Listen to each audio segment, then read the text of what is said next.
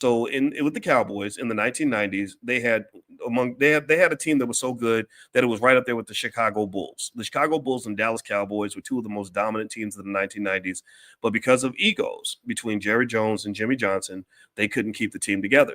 And so because no one could submit to the relationship, because everybody wanted to be the alpha and nobody wanted to be cooperative instead of being competitive, the Cowboys haven't been the same for 30 years. So Jerry Jones is going to die waiting for another championship when he could have had 4 or 5 more if he'd put his ego to the side. So do you understand what I'm saying here? Now, Jerry Jones is rich for sure, but he wants something that money can't buy. So he's lost that type of wealth, the wealth that comes with winning championships, the wealth of just the experience of watching his team become the dynasty that it was supposed to be. He lost that. So he didn't lose money. He lost something more valuable than money. So what I'm saying to you is that if you are a wealth builder, how many of you want to build wealth? How many of you want to build businesses and empires and establish success in your family? Give me a yes in the chat if that's who you want to claim it. Claim it in the chat, because that's what I want you to want for yourself.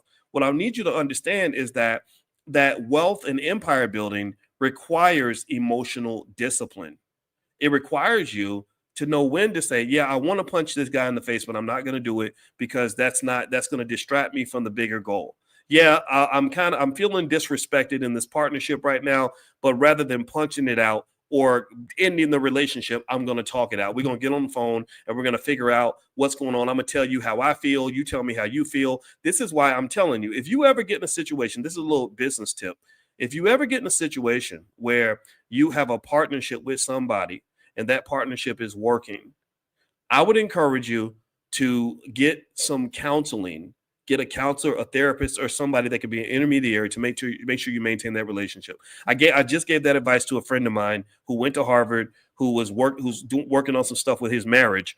And I said, look, you and your wife are winning. You and your wife are making money. I said, if you're having these issues, I encourage you, before you act, before you go divorce each other or say something you can't take back, get you a counselor in the middle to be an intermediary so you can learn how to optimize the situation by using every emotional tool that you have at your disposal to minimize the damage that can come from you simply acting out and being emotionally immature. I said, you can't be immature right now. You're going to have to really focus and decide, do you want the partnership to continue? And if the answer is yes, then you should invest in all the different ways to resolve the conflict, other than just yelling at your wife, cheating on your wife, beating up your wife, divorcing your wife.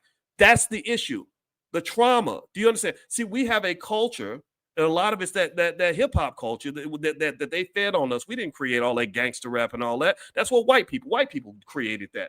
Because they wanted black men to go to prison. They wanted black men murdering each other. They wanted black men to be seen as the clowns and the loud mouths and the chaotic creatures of our society. And so they succeeded. They filled up the prisons with black men in the 1990s because nobody was talking about having the toolkit necessary to manage relationships that will stay stable long enough for you to go out here and get this damn money.